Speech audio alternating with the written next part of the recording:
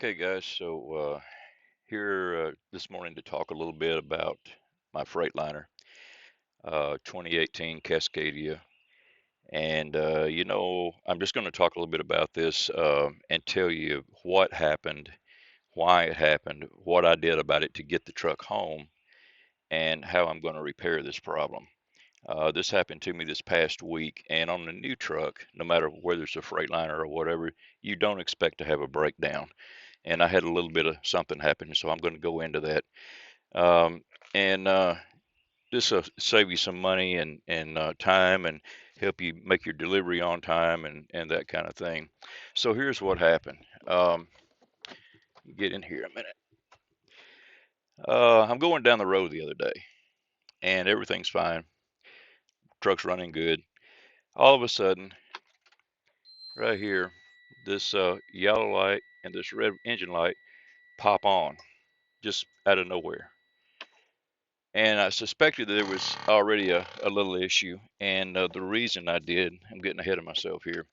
I had done a pre-trip the day before, and when I did the pre-trip, I noticed my water level was a little bit low. It was right down here to the line where the cold minimum is, which is, you can see where it is now, and that's pretty normal. But it was down there, so I topped it off a little bit. I carry about a gallon with me, and I topped it off a little bit. No big deal. Went on down the road. Even though it was a little odd that it was low, it got my attention. So when this happened, it also came up on the screen in there on the dash, that it was low coolant. So I knew I had an issue. And the first thing I want to talk about here is those lights. The yellow one is telling you to check it. It's just telling you there's an issue. All right, and so uh, that's the first thing it's telling you. The red light is engine light. It's not flashing. It's just coming on, and it's telling you, hey, you need to stop. You got an issue here. It's serious. So don't panic. If this comes on like that, don't just panic and shut one down on the side of the road and maybe get hit or some issue like that. I went on down the road. I knew that I wasn't out of water because I had just checked it. So I went on down the road and to the first truck stop I came to, and I stopped there, and topped it off again. Went down the road a few more miles. It was only about 50, 60 miles. It came on again. This time I'm coming up to another truck stop, and I was actually headed to that one. Pulled in, um, and it's lower water again. And so I start looking and to see where it's coming from. Took a few minutes to find it. But here's what happened. You got this valve and this valve.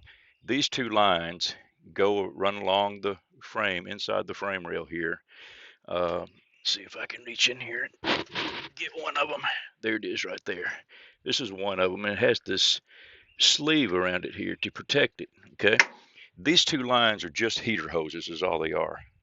They go back here, and this is why I was standing here a minute ago. They go back here to the tri-pack APU, and here they are right here.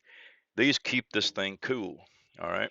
And so what has happened, I found out, or at least it appears so right now because I haven't fixed this yet. It looks like right down in here inside the frame, there's a mount, a transmission mount bolted to the inside of this frame. And it appears that it has rubbed a hole in one of these lines. So when this happened the other day, it's pouring down rain when this happened. And I'm on my way to a delivery. I don't have time to stop. I don't have time for a breakdown. I don't have time, and I don't want to spend the money on a shop. So what did I do to get on down the road? Well, on these valves here, just shut them off. That's all you got to do. Just shut them off. That stops the water to the tri-pack. You're not using it going down the road anyhow, so it doesn't make any difference. Just don't crank it up with these off, okay?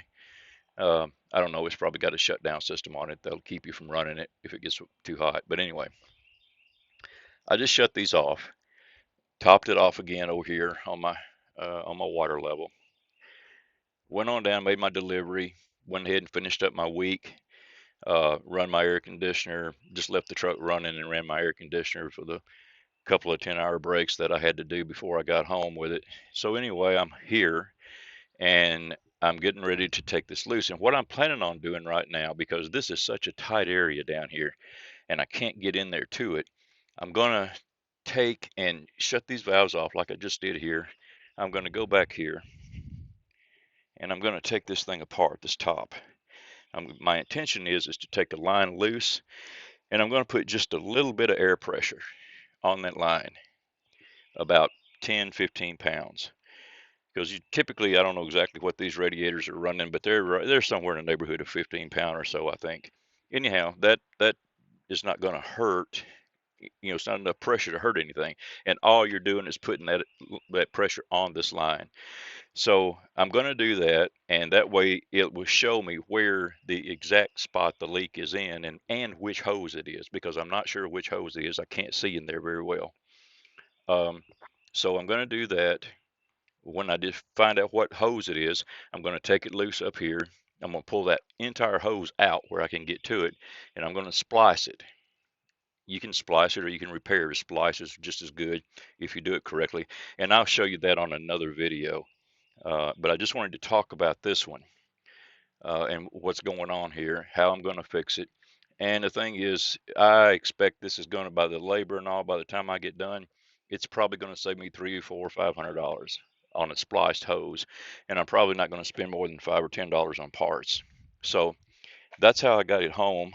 And it's just a simple thing, but it could have cost me a lot of money at the time. So anyhow, that's all I really wanted to say in this video.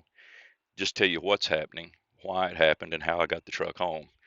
So that covers that, and I'll come back with another video and show you how I repaired it and that kind of thing. All right. So thanks for watching. Give me a thumbs up if you're learning anything here. And if you already know this stuff, then you're not interested in it. But if you're new to the industry, that's what my videos are about. Is for the guys that are new to the industry, or anybody that wants to make repairs on their truck themselves that will save them money, and that's adds to your bottom line.